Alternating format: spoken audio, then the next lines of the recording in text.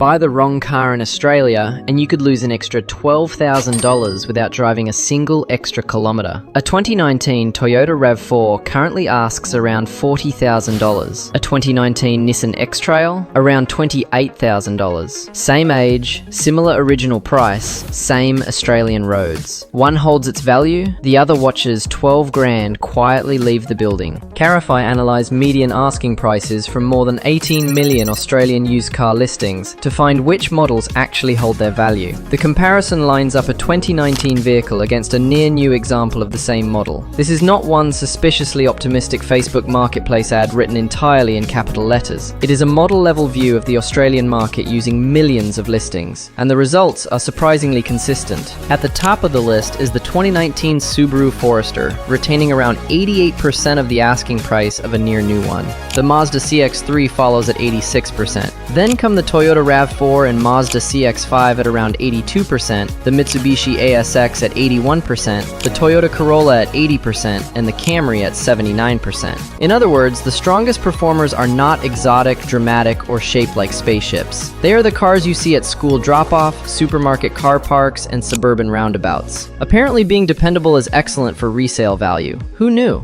There is no secret trick here. These models have strong buyer demand, widely available parts, familiar servicing requirements, and reputations for surviving serious mileage.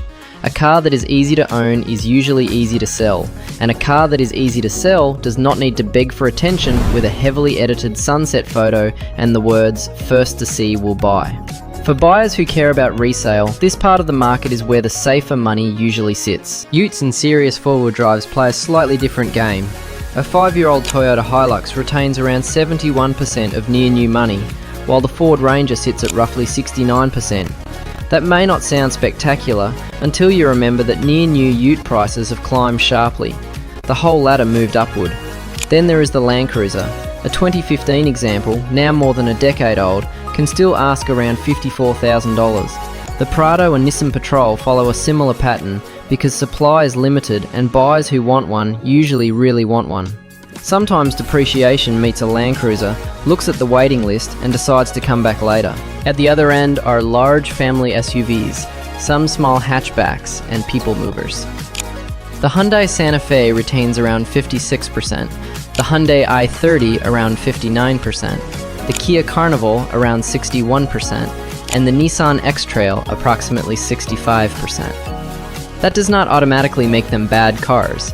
A depreciation chart is not a reliability ranking. Part of the difference is that Hyundai and Kia moved up market, making their current new models much more expensive than equivalent 2019 vehicles. But the message for your wallet is still the same.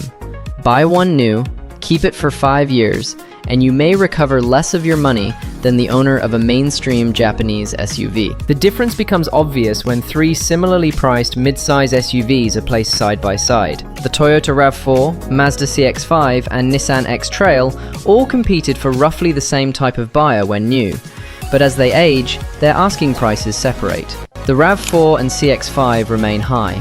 The X-Trail sits noticeably lower. Resale value is basically a popularity contest, except the winner is decided by thousands of buyers with calculators. Then there is the Volkswagen Golf, which appears to be one of the market's worst value holders. But the comparison is messy. Volkswagen has largely removed the affordable Golf from the Australian range, meaning many near-new examples are now expensive GTI or Golf R variants. Comparing one of those with a modest 2019 Golf is not exactly comparing like with like. Still, European hatchbacks face a genuine resale challenge.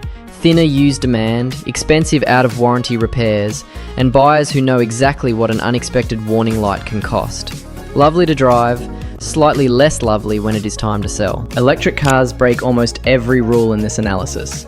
On a simple chart, a 2019 Tesla Model 3 can appear to ask more than a 2024 example.